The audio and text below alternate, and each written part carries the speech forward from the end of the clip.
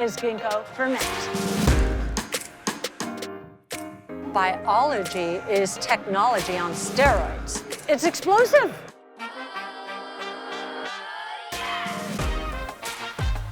We're talking about our industries through the lens of biology. And with that comes a new vernacular, a new perspective, and a new attitude. There's a lot of opportunity for us to integrate different technologies and optimize them. We have to rely on industry in order to bring those concepts to us. Between AI and SynBio, we're going to see a reformation of the world in ways that we don't even understand right now.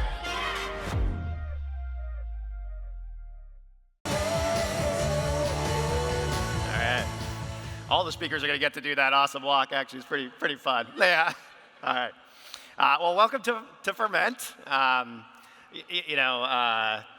have to say, before we get started, to state the obvious, this is a gorgeous, gorgeous venue. And I want to start by giving a round of applause to Quinn Bergman and the Ferment team that put this venue together for us.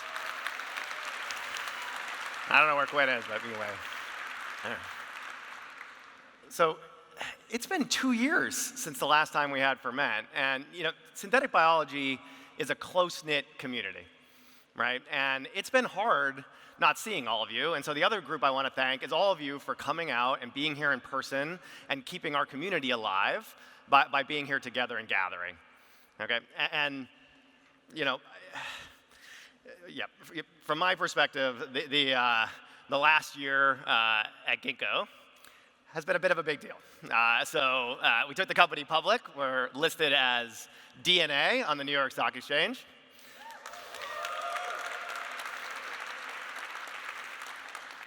We raised $1.6 billion. It's the largest biotech IPO in history. And we plan to use that money to build the infrastructure at the company and serve our customers better. But I have to say, it was also pretty cool to put a 30-foot T-Rex on the outside of the New York Stock Exchange. For a Jurassic Park fan, it's a big deal.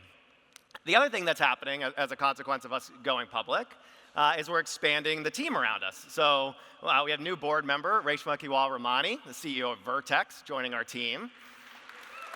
Welcome, Reshma.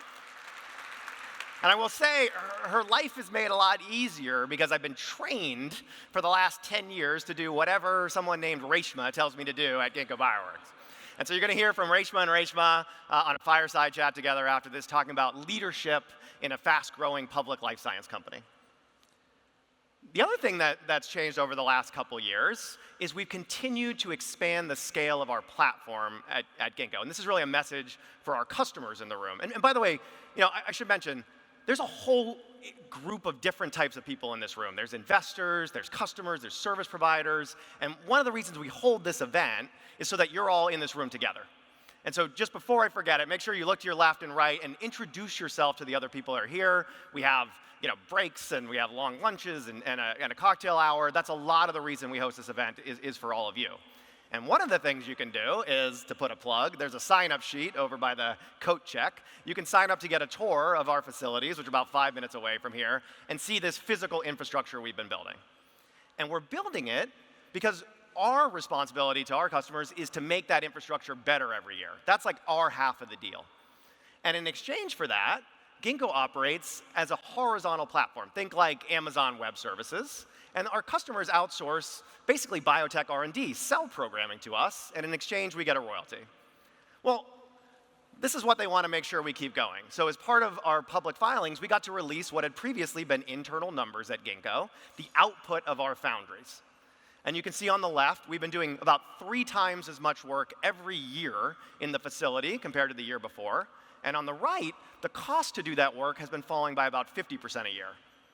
These are exponential improvement curves, and they're sort of surprising to people, right? Like, for example, in the last year in the foundry, we've done about as much work as the first 10 years of Ginkgo Bioworks. Okay, that's surprising to people, and so I'm really excited about a panel this afternoon with 2 of the people, in my opinion, who understand these types of disruptive exponential technologies better than anybody on the planet, which is Tom Knight, at Ginkgo, who's lived this in semiconductors and synthetic biology, and Kathy Wood, who invests on this basis at ARC. She sees these technologies coming together. It's one of the reasons that she discovered Tesla early and electric cars, and so I'm excited. I think we'll all learn a lot from both of them. One of the other things that happened this year, as we went public, I realized we're sort of at the end of the beginning for synthetic biology. And so I'll explain this picture on the left. So this is Drew Endius, that was my boss when I was at MIT in grad school, and he's looking up at that T-Rex in the stock exchange. He's wearing this ratty black T-shirt. And to be fair, he's a Stanford professor, so he's allowed to wear a ratty T-shirt to Wall Street. But that shirt, I'll explain, it says iGEM 2006 MIT. Jake mentioned this. iGEM is a student competition, and we were advisors. You can see the young Ginkgo founders there. And we advised a team that made E. coli smell like mint and bananas. It was super fun. But I was looking at this, and I'm like, oh my gosh, that was 15 years ago. And then I looked at this email I'd gotten from Tom where he was sharing me this other artifact, this early DARPA study from August 1996 on cellular computing, 25 years ago. And if you look at this, and Tom co-hosted this with Paul Matsudaira at MIT, on the left he says, biology and computer science will come together to make customizable cells. Now, mind you, in 1996, computer scientists and biologists do not even talk to each other, okay, let alone come together to make something happen. And then in that middle column, there's going to be technology development. We're going to invest in computer-aided design tools, molecular biology tools, automation, and after that work is put in, we'll have easily programmable cells that'll be applicable from chemicals to electronics to materials. In other words, horizontally. And I'm like, Tom, this is the structure of the synthetic biology industry today, written down 25 years ago, right? And so one question is, how is Tom seeing out 25 years in the future? And so we can talk about that on the panel. But the other thing is the people in this room, Tom's been in this for 25 years, me and the other younger co-founders for 15 years, many of you 5 or 10 years. I'll tell you right now, there are a lot of new people coming into synthetic biology right now. There are people in this room who are being introduced to it for the first day today. And all of us who've been in this community for a while, we have a responsibility to share with those new folks what we've learned the last 15 years. And so that's why we have Grow Magazine, which you all got a copy of today. And you'll see at the beginning of it, a letter from the founders of Ginkgo. And we highlight some of the things we got wrong. We're like, hey, you should really know about this. Okay, so for example, we have a quote in here. We've long called biology a manufacturing technology. But that's not exactly right. Biology is not a technology. Technologies are invented by humans. Humans didn't invent biology. Biology invented us. It's far more complicated than our human-engineered technologies, and we need to approach it as a consequence with a level of humility, right? And we talk about this also. We say, hey, Tom said 25 years ago, we're going to program this stuff. Well, yeah, you can put new code in cells. You can program them, like they can read that. But unlike a computer, a cell is not predictable. Okay, and you can see this in Jurassic Park. Life finds a way, right? We don't understand these systems the way we understand our human-engineered systems. And so that element of humility is something I think those of us who've been in the industry and building this academic community for the last 25 years, we understand this, but new people don't. And so there's a great article here, A Feeling for the Organism. It's the first article in Grow. I encourage you to read it. It's about Barbara McClintock, who discovered transposons, which are part of biology that kind of shuffles DNA around. She got the Nobel Prize for this work, a great biologist. She got that Nobel Prize late in her life. Earlier in her life, she was disparaged for being a mystic, because the way she learned about biology and discovered transposons was she said she talked to it. The corn was her friends. It was a two-way conversation. The corn told her about transposons. Okay, and I think there's a lesson there. What we're doing at Ginkgo now, we are writing, and thanks to folks like Emily LaProust, who is here, and the technology at Twist Bioscience, we are the largest designer writer of DNA, synthetic DNA in the world. In other words, we are talking more to biology than anyone else, and it's important that we all listen to it and have that humility as we kind of hit the end of the beginning for synthetic biology. The other reason this is obvious to me, that it is the end of the beginning and we must be humble, is at the beginning of 2020, biology showed up and reminded us just how powerful it is. It's the front page of the New York Times. This is basically the front page of the New York Times for the last 2 years. Okay? This is 30,000 letters of genetic code that made a very malicious piece of biology. There's nothing good about this thing. Here's 3,000 letters of genetic code that makes a piece of the mRNA vaccine. This is vaccinia capping enzyme. It's an enzyme used to modify mRNA to make sure it looks human enough that your immune system will turn on in response. It's made by a customer of ours, Aldevron. We did a project over a year last year to improve the productivity of this enzyme tenfold, to make the cells be able to make 10 times as much of it as it had before. This is a good piece of biology. So we are dealing with, as we exit this end of the beginning, a powerful technology that people in this room have a lot of responsibility over, and we should recognize it can be used for good or ill. And so I'm really excited about two of the panels today, Preventing the Next Pandemic with Scott Gottlieb, Brandy Van, Rick Bright, Renee from our team at Ginkgo. These are people who've been at the front line of fighting COVID-19 over the last 2 years, about how to stop this in the future. And then also this afternoon, or later this morning, David Cheng, Ari Beldegrin, and Shadi, who will be talking about the application of cell programming to discovering new therapeutics, a use of biology for the good. Another piece of synthetic biology history, for those of us in the room for a long time, this is another DARPA study in 2003 with Drew, Patrick Lincoln, and Richard Murray leading it, where they showed, hey, here's our current biosecurity strategy. 2003. It's like the Maginot Line in France, before Germany came through in World War II. We are fighting the last war. Right? And we need to fix that because we're going to enter an era where we see much more, more threats more quickly because of synthetic biology. This was 18 years ago. And so I think there's an important point, which is biosecurity as a complement to the technologies of synthetic biology has been known to this group for a long time. We've known that this was coming. COVID-19 is an accelerant of something that we already knew in our community, that we had to build that technology to deploy this responsibly. And so I'm super excited. Another thing that has changed a lot at Ginkgo in the last 2 years is we built up a biosecurity function. We did that work in vaccine manufacturing, but we've also launched a whole brand. We have 100 people at Ginkgo working on it called Concentric, that's doing testing in K-12 schools, and also in partnership with the CDC at airports as a way to monitor. We're doing this in more than 2,000 schools. Think of it like a weather map. Where are viruses circulating so that people can make targeted public health interventions? Okay? This is a technological solution in biosecurity. The other thing we need to be thinking about, in addition to the technological, is social. Okay? And so you see this with a lot of the big technical platforms like the Facebooks of the world and so on. As a platform improves in scale, it becomes more powerful. You have to think about, do you care how it's impacting the world? And so I personally think, and us, me and the founding team, that some of the best people to think about how our platform is deployed with care at Ginkgo are the people that work at the company. And so a great thing you can read in Grow Magazine, Christina has an interview with two folks who are experts in worker ownership.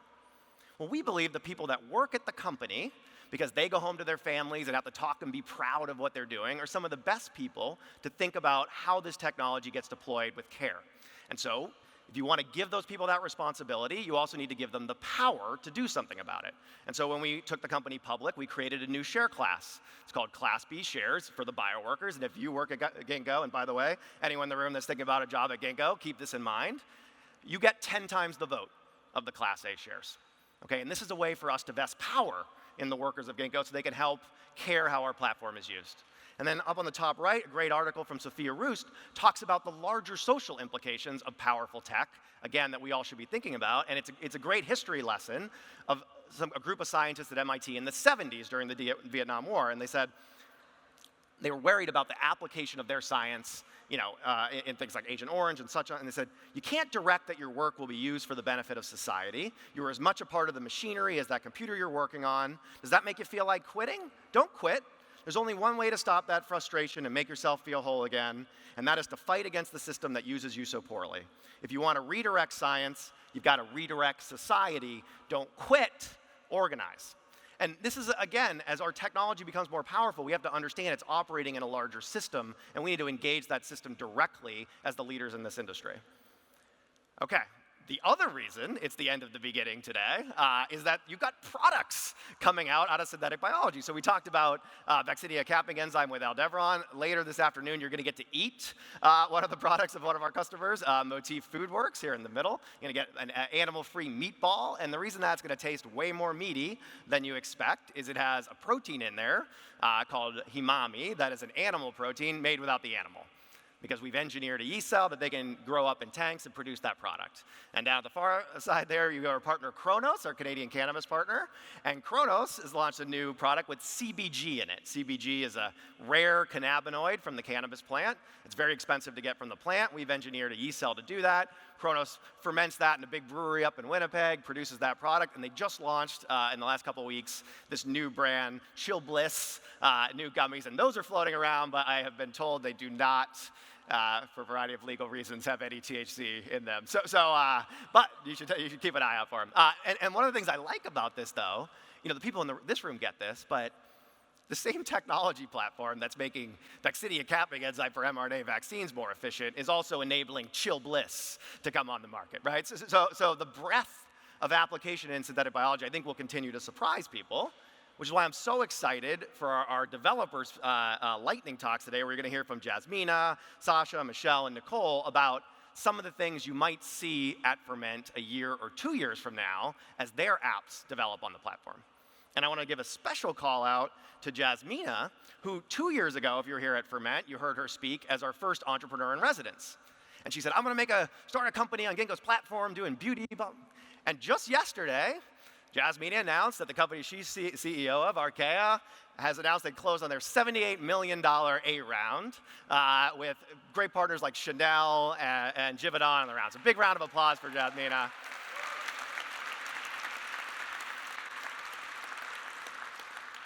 This is what we're trying to do at Ginkgo. We want the entrepreneurs that are in this room to come to us and not just get access to our technology, but also get access to capital and manufacturing relationships and the other people in this room that are going to make it possible for you to launch your application. That's a big part of what we're trying to do. And one of the tools that we have at our disposal, you'll hear from Patrick Boyle about our CDKs. And these are cell development kits. And it's kind of like how Apple gives their developers software development kits to develop apps for the iPhone. You're going to hear today about CDKs that, again, if you're looking to develop an app at Ginkgo, it's going to make your life a lot easier. So we're thrilled about that. I'll tip my hand a little bit. The apps I'd like to see at next year's Ferment Developer Conference are all in the area of climate. And if you heard, Bill Gates was just speaking at a climate summit last week, and he said there's going to be 8 to 10 Tesla-sized companies that get built in response to the climate crisis. And you might have also noticed earlier this week, Tesla hit a $1 trillion market cap, which I'm sure makes Kathy very happy. But you know, that is a lot of value in those apps, both financial value and social value. And I believe biology has a lot to offer in this category. And the reason I know that is because we can go talk to it and learn what it's got, right? So I frequently show this device up here in the top left. It's a flagellar motor. It's what lets bacteria swim around. The red disc spins in the blue disc. It's a 30,000 RPM rotary motor. And the reason I show it is I'm like, that looks like a motor. And everybody's like, holy crap, it's 40 nanometers wide. I didn't know biology built that kind of stuff. Well, let me introduce you down here at the bottom to Rubisco. Okay, Rubisco is a protein in plants, and what does it do? It works with chlorophyll to take energy from the sun, pull CO2 out of the air, turn it into long carbon chains, and make stuff. So basically pulls CO2 out of the atmosphere and builds things. Think that might be important in the response to climate? You think that might be a powerful machine we should ask biology to use? That little guy in the middle, M13 bacteriophage, does that look a bit like a wire? So there's researchers at MIT and other places that are using those phage to try to make better battery technology for energy storage. These are, we need to go engage and ask biology for help, like Barbara McClintock would tell us to do, to the climate crisis. And I think some of the best people to do that are actually going to be kids. So I had the great experience of having my kids, Quinn and Jude, and Barry and Rachma's kids, Adira and Ashi, up to ring the bell at the New York Stock Exchange. We have an awesome presentation later this afternoon from David Kong and some special guests about biotech being combined with music by high school students in the Boston area. Tom Knight taught me this. Kids are born with wonder about biology. Right? Like you can't stop them from being obsessed with it. And then the adults in their life come along and they're like, that's not important. Legos are important and learning programming is important and all the human engineered technologies, that's what you should be focused on. And if we just stop doing that, we will get a generation of biological engineers. We should just encourage the wonder they already have, and that will happen at the same time as the people in this room are building the tools and technology that let those kids talk to biology and program biology to actually, I don't know how to solve the climate crisis, but I bet they do. And if we put the tools in their hands, maybe we end up in a world where we grow everything, and it looks like this, and I'd like to live there. And so I'm proud of all of you for building those technologies. I'm thrilled you're here with us in person today, and welcome to Ginkgo Ferment.